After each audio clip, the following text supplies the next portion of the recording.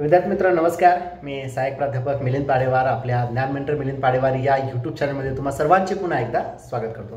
मित्रांनो, आज पुन्हा एक नवीन आणि अतिशय महत्त्वाचा व्हिडिओ तुम्हा सर्वांसाठी घेऊन आलेलो आहे. जो व्हिडिओ आहे बार्टी, सारथी, महाज्योती आणि TRTIच्या विविध CET संदर्भातला. हो मित्रांनो, या चारही संस्थांनी मिळून एक कॉमन CET विविध कोर्सेससाठी घेण्याचा त्यांनी निर्णय घेतलेला आहे. आता हे का झालं तर समजा बार्टीने एखादी योजना सुरू केली तर SC कॅटेगरीतील विद्यार्थ्यांना ती योजना मिळायची, पण मग OBC किंवा मराठा किंवा जे आदिवासी विद्यार्थी आहे त्यांच्यासाठी ही योजना नसायची. मग विद्यार्थ्यांमध्येच ताळमेळ नाही की आपण ह्या कोर्सेसला आपण जायचं आहे, परंतु ही योजना आमच्यासाठी नाही आहे. मग महाराष्ट्र शासनाने काय केलं की या सर्व संस्थांचं कोऑर्डिनेशन करण्यासाठी एकच कॉमन CET घेण्याचा निर्णय घेतला आणि त्या माध्यमातून UPSC दिल्ली आणि महाराष्ट्रासाठी, त्यानंतर MPSC स्टेट सर्व्हिसेस ज्या आहेत, त्यानंतर MPSC न्यायिक सेवा ज्या आहेत, स्टाफ सिलेक्शन आहे, IBPS, railway, banking, LIC, RRB, RBI यासाठी भरती, त्यानंतर पोलीस किंवा मिलिटरी भरती, MPSC अराजपत्रित आणि शिक्षक पात्रता परीक्षा म्हणजे TET. तर अशा ह्या सर्व योजनांचं जे काय आहे ते एकच कॉमन CETच्या माध्यमातून फ्री कोचिंग देण्याचा निर्णय या बार्टी, सारथी, महाज्योती आणि TRTIने घेतलेला आहे. मित्रांनो, याच्या आधी सुद्धा मी सांगितलं होतं की अनुसूचित जातीतील विद्यार्थ्यांना विविध शैक्षणिक योजना देण्यासाठी आणि शिक्षणाच्या मुख्य प्रवाहात आणण्यासाठी doctor Babasaheb Ambedkar research training institute Pune, ज्या संस्थेला आपण बार्टी या नावाने ओळखतो, त्यानंतर मराठा, कुणबी मराठा प्रवर्गातील विद्यार्थ्यांना शैक्षणिक योजना देण्यासाठी किंवा प्रशिक्षण देण्यासाठी सारथी नावाची संस्था कार्यरत आहे. त्यानंतर OBC किंवा भटक्या जाती, भटक्या जमाती या प्रवर्गातील विद्यार्थ्यांना महाज्योती नावाची संस्था कार्यरत आहे. आणि आदिवासी प्रवर्गातील विद्यार्थ्यांना कोचिंग देण्यासाठी किंवा शैक्षणिक योजना देण्यासाठी TRTI आदिवासी रिसर्च ट्रेनिंग इन्स्टिट्यूट ही संस्था कार्यरत आहे. तर ह्या चारही संस्थांची एक कॉमन CET ही आयोजित केली जाणार आहे. तर आजच्या या व्हिडिओमध्ये आपण ज्या काही गाईडलाईन्स या चारही संस्थांनी दिलेल्या आहे त्या गाईडलाईन्स समजून घेऊयात. त्याच पद्धतीने जी कॉमन CET होणार आहे ती किती मार्कांची होणार आहे, कशी होणार आहे, सिलेबस काय असणार आहे, त्यानंतर गाईडलाईन्स काय काय या प्रत्येक परीक्षेसाठी असणार आहे, तर तेही आजच्या या व्हिडिओमध्ये आपण बघणार आहोत. तो व्हिडिओ शेवटपर्यंत बघा. सर्वात आधी जो सिलेबस आहे टप्प्याटप्प्याने आपण बघूयात. UPSC, MPSC, त्यानंतर स्टाफ सिलेक्शन, IBPS या सर्वांचं जे काय आहे एक PPTच्या माध्यमातूनच आपण हे समजून घेण्याचा प्रयत्न करूया. पहिले आपण सिलेबस समजून घेऊयात, नंतर आपण गाईडलाईन्स काय आहे ते बघूया. चला विद्यार्थी मित्रांनो, कॉमन CETसाठी जो सिलेबस महाज्योती, बार्टी, सारथी आणि TRTIने सांगितले आहे तो आपण बघूयात. तर बघा, केंद्रीय लोकसेवा आयोग म्हणजे UPSC नागरी सेवा परीक्षा पूर्व प्रशिक्षण दिल्ली आणि महाराष्ट्रासाठी जे प्रशिक्षण होणार आहे, तर यासाठी जी CET होईल याचा सिलेबस त्यांनी दिलेला आहे. पहिला टॉपिक आहे current events of national and international importance. त्यानंतर आहे history of India and Indian national movement. त्यानंतर आहे Indian and world geography, physical, social, economy, geography of India and the world. त्यानंतर आहे इंडियन पॉलिटी. नंतर आहे पाचवा topic economic and social development. मग याच्यामध्ये sustainable development, poverty, inclusion, demographics, social sectors, initiatives etcetera. त्यानंतर आहे general issues on environmental ecology, पर्यावरणावर काही प्रश्न तुम्हाला विचारले जातील. त्यानंतर आहे जनरल सायन्स, सामान्य विज्ञान. आता याच्यामध्ये तुम्हाला 7 टॉपिक UPSCसाठी विचारले आहेत. टोटल प्रश्न असणार आहेत 100. मीडियम आहे मराठी आणि इंग्रजी आणि MCQ टाईपची क्वेश्चन असणार आहे आणि मार्कसुद्धा 100 आहे, म्हणजे प्रत्येक प्रश्नाला 1 मार्क आहे. याच्यासाठी कालावधी तुम्हाला दिलेला आहे 2 तास. परीक्षा ही ऑनलाईन होणार आहे आणि याच्यामध्ये निगेटिव्ह मार्किंग सिस्टीम नाही आहे. दुसरा टॉपिक आहे म्हणजेच दुसरी CET आहे MPSC महाराष्ट्र लोकसेवा आयोग राज्यसेवेची.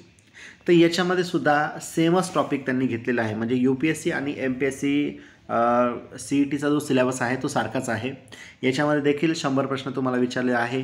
मराठी आणि इंग्रजी हे माध्यम असणार आहे. MCQ टाईपची क्वेश्चन आहे आणि मार्कसुद्धा 100 आहे. ही परीक्षासुद्धा CET ऑनलाईनच होणार आहे, निगेटिव्ह मार्किंग नाही आणि याच्यासाठी सुद्धा 2 तासाचा कालावधी या संस्थांनी दिलेला आहे. तिसरा आहे महाराष्ट्र लोकसेवा आयोग न्यायिक सेवा CJJD अँड JMFC. तर याच्यामध्ये तुम्हाला एकूण 10 टॉपिक दिलेले आहेत.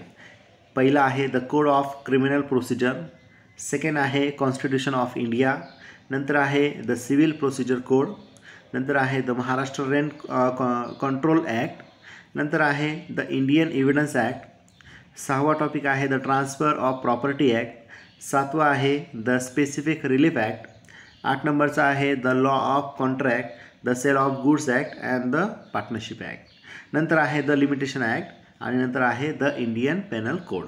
तर याच्यामध्ये 10 टॉपिक तुम्हाला विचारलेले आहेत. प्रश्न आहेत 100 आणि मीडियम आहे मराठी आणि इंग्लिश. MCQ टाईपची क्वेश्चन आहे आणि याच्यामध्ये देखील तुम्हाला 100 मार्क असणार आहे. यासाठी सुद्धा 2 तासाचा कालावधी आहे. निगेटिव्ह मार्किंग सिस्टीम नाही आणि परीक्षा ऑनलाईन होणार आहे. चौथी जी CET आहे ही आहे स्टाफ सिलेक्शनची वर्ग 3 साठी. तर मग याच्यामध्ये सिलेबस आहे general intelligence and reasoning, second आहे जनरल अवेअरनेस, तिसरा आहे क्वांटिटेटिव्ह ॲप्टिट्यूड आणि चौथा आहे इंग्लिश कॉम्प्रिहेन्शन. उतार्यावरचे जे प्रश्न आहे ते तुम्हाला विचारणार. तर याच्यामध्ये देखील 4 टॉपिक आहेत. प्रश्न आहे 100 म्हणजे ॲव्हरेज जर बघितलं तर प्रत्येक टॉपिकवर जवळपास 25 प्रश्न येऊ शकतात. मीडियम आहे मराठी आणि इंग्लिश, 100 मार्क याच्यासाठी असणार आहे म्हणजे प्रत्येक प्रश्नाला 2 तास आहे.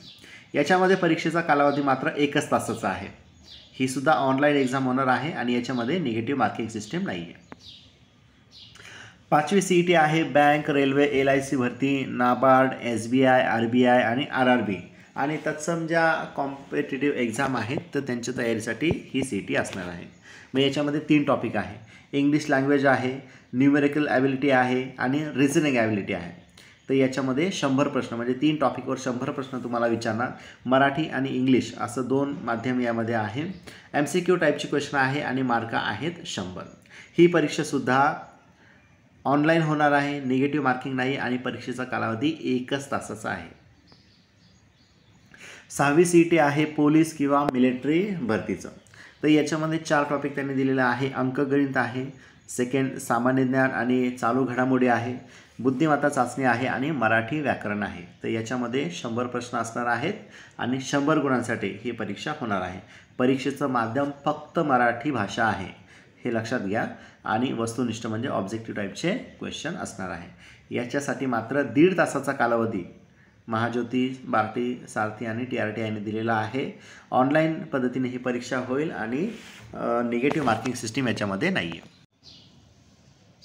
7 नंबरची CET आहे महाराष्ट्र लोकसेवा आयोग अराजपत्रित गट ब आणि गट क. तर याच्यामध्ये एकूण 8 टॉपिक विचारले जाणार आहेत. पहिला आहे current events of national and international specially Maharashtra. ज्या काही चालू घडामोडी आहेत त्या महाराष्ट्रातील असल्या पाहिजे. History of modern India, modern इंडियाची हिस्ट्री पण रेफरन्स त्यांनी महाराष्ट्राचा दिलेला आहे म्हणजे महाराष्ट्राचा इतिहास तुम्हाला बघायचा आहे. त्यानंतर आहे geography with special study of geography of Maharashtra, महाराष्ट्राचा भूगोल जो आहे यावर तुम्हाला प्रश्न विचारले जातील. नंतर इंडियन पॉलिटी यावर तुम्हाला प्रश्न विचारले जातील. नेक्स्ट आहे इकॉनॉमिक, इंडियन इकॉनॉमी. मग याच्यामध्ये national income, agricultural, industries, foreign trade, banking, population, poverty and unemployment, currency and fiscal policy, government economy, budget, accounting, auditing etcetera एवढे प्रश्न तुम्हाला याच्यावर विचारले जाऊ शकतात. त्यानंतर आहे जनरल सायन्स, सामान्य विज्ञानावर तुम्हाला प्रश्न विचारले जातील. मग याच्यात physics, chemistry, zoology, botany, hygiene यावर प्रश्न असतील. नंतर आहे ॲरिथमेटिक, ॲडिशन, सबस्ट्रॅक्शन, मल्टिसिपेशन, त्याच्यानंतर डिव्हिजन. तर ह्या मॅथमॅटिकल जे क्वेश्चन आहेत त्या क्वेश्चनवर तुम्हाला हे टॉपिकवर क्वेश्चन विचारले जाणार आहे. आणि नेक्स्ट आहे इंटेलिजन्स टेस्ट, याच्यावर तुम्हाला प्रश्न विचारले जातील. आता याच्यामध्ये देखील तुम्हाला 100 प्रश्न विचारले जाणार आहेत. मीडियम आहे मराठी आणि इंग्लिश. ऑब्जेक्टिव्ह टाईपचे क्वेश्चन आहे, मार्क देखील 100 असणार आहे. निगेटिव्ह मार्किंग सिस्टीम याच्यामध्ये कुठेही नाही आहे आणि 2 तासाचा कालावधी महाराष्ट्र लोकसेवा आयोगासाठी दिला जाणार आहे. 8 नंबरची CET आहे शिक्षक पात्रता परीक्षा म्हणजे TET. आता याच्यामध्ये देखील 5 टॉपिक तुम्हाला या ठिकाणी विचारले आहेत. 5 टॉपिकमध्ये तुम्हाला child development and pedagogy. This section usually focuses on understanding the principles of child development. जे लहान विद्यार्थी आहे त्यांचा सर्वांगीण जो विकास आहे, तर याच्यामध्ये टीचिंग अँड लर्निंग प्रोसेस कशी आहे, असेसमेंट कसं होतं, ते यावर प्रश्न तुम्हाला विचारले जातील. नेक्स्ट आहे लँग्वेज 1, इंग्लिश लँग्वेज. मग याच्यामध्ये विद्यार्थ्यांना इंग्लिश लँग्वेजचं जे नॉलेज आहे ते कितपत आहे, उतारे जे आहेत इंग्लिशचे ते तुम्हाला याच्यामध्ये विचारले जातील आणि त्याच्यावर प्रश्न तुम्हाला विचारले जातील. नेक्स्ट आहे लँग्वेज 2, मराठी. मग याच्यामध्ये मराठी भाषेचं ज्ञान किती आहे, व्याकरण कसं आहे, मराठी भाषेचे उतारे जे आहेत ते यावर प्रश्न विचारले जातील. नेक्स्ट आहे मॅथमॅटिक्स. तर विद्यार्थ्यांचे प्रायमरी सेकंडरी लेवलला मॅथच्या ज्या कन्सेप्ट आहेत त्या कशा आहेत, मग त्या कन्सेप्टवर तुम्हाला या ठिकाणी प्रश्न विचारले जातील. आणि नेक्स्ट आहे एन्व्हायरमेंटल स्टडी. पर्यावरणाविषयी जी जनजागृती आहे त्याविषयी तुम्हाला प्रश्न विचारले जाणार आहे. याच्यामध्ये देखील 100 प्रश्न असणार आहेत. MCQ टाईपचे हे प्रश्न असणार आहेत. मराठी आणि इंग्लिश दोन्ही लँग्वेजमध्ये ही परीक्षा होईल आणि 100 मार्क हे असणार आहे. यालासुद्धा 2 तासाचा कालावधी यांनी दिलेला आहे. तर मित्रांनो, अशा पद्धतीने हे सगळ्या CETचा जो टायमिंग आहे तो तुम्हाला दिलेला आहे आणि ऑनलाईन होणार आहे आणि सिलेबस जो आहे तो सिलेबससुद्धा दिलेला आहे. या पद्धतीने तुम्हाला त्याचा अभ्यास करायचा आहे. तर बघा, या 4ही संस्थांनी गाईडलाईन्स दिलेली आहे. तर पहिली गाईडलाईन्स काय आहे की परीक्षेला जात असताना जे काही ॲडमिट कार्ड आहे हे ॲडमिट कार्ड तुमच्या लॉग इनवर येणार आहे. त्याची नोटीस संबंधित वेबसाईटवर पब्लिश होणार आहे. त्या पद्धतीने तुम्हाला ते ॲडमिट कार्ड डाउनलोड करायचं आहे. ॲडमिट कार्डवर जो काही वेळ तुम्हाला त्या ठिकाणी उपस्थित राहण्याचं दिलेलं आहे परीक्षा केंद्रावर, त्याच वेळेमध्ये तुम्हाला त्या ठिकाणी उपस्थित राहायचं आहे. एकदा का गेट क्लोज झाला तर पुन्हा तुम्हाला त्या ठिकाणी एंट्री मिळणार नाही. आता परीक्षेचा जो काही टायमिंग आहे त्याच्या आधी 1 तास तुम्हाला त्या ठिकाणी उपस्थित राहायचं आहे. सोबत तुम्हाला ॲडमिट कार्डची जी प्रिंट आहे ती सोबत न्यायची आहे. त्याच पद्धतीने ID प्रूफ जो आहे ओरिजिनल, मग याच्यामध्ये आधार कार्ड असेल, पॅन कार्ड असेल, ड्रायव्हिंग लायसन्स असेल किंवा इतर जे काही वोटर ID असेल हे तुम्हाला सोबत न्यायचं आहे. कोणी महिला असेल की ज्यांच्या नावामध्ये बदल झालेला आहे, तर अशा महिलांनी गॅझेट किंवा बदल जो नावामध्ये झालेला आहे तर त्याचं प्रमाणपत्र सोबत न्यायचं आहे. परीक्षा कक्षामध्ये तुम्हाला काही वस्तू नेण्यास परवानगी त्यांनी दिलेली आहे. तेवढ्याच वस्तू तुम्हाला सोबत न्यायचं, जसं की ॲडमिट कार्डची प्रिंट तुम्हाला न्यायची आहे, ओरिजिनल ID प्रूफ तुम्हाला न्यायचं आहे आणि रफ वर्क करण्यासाठी तुम्हाला ब्लॅक किंवा ब्ल्यू पेन सोबत नेता येणार आहे. काही घटकांवर त्यांनी प्रवेश प्रतिबंधित केलेला आहे, त्या गोष्टी तुम्हाला न्यायच्या नाही, जसं की स्मार्टवॉच असेल, मोबाईल असेल, ब्लूटूथ असेल, हेडफोन असेल, मायक्रोफोन असेल किंवा इतर जे काही डिजिटल डिव्हायसेस आहेत हे तुम्हाला परीक्षा कक्षामध्ये नेता येणार नाही. परीक्षा संपल्यानंतर जोपर्यंत पर्यवेक्षक तुम्हाला सांगत नाही की तुम्ही परीक्षा हॉल सोडू शकता, तोपर्यंत तुम्ही तिथून बाहेर निघायचं नाही. सर्व कॅल्क्युलेशन झाल्यानंतर तुम्हाला परीक्षा केंद्रातून बाहेर निघता येणार नाही. विद्यार्थी मित्रांनो, ही सर्व जी परीक्षा आहे MPSC, UPSC, staff selection, IBPS, railway भरती, LIC भरती, पोलीस किंवा मिलिटरी ट्रेनिंग किंवा शिक्षक पात्रता परीक्षा, तर ह्या सर्वांचे जे काही CET आहे ह्या वेगवेगळ्या असणार आहे. त्याचं टाइम टेबलसुद्धा वेगवेगळं शो केलं जाणार आहे. विद्यार्थ्यांनी हे सर्व जे काही आहे हे वेबसाईट चेक करायचं आहे, जेणेकरून तुम्हाला सर्व माहिती मिळू शकेल. तर मित्रांनो, व्हिडिओ आवडल्यास नक्की लाईक, शेअर आणि चॅनल सबस्क्राईब करायला विसरू नका. धन्यवाद.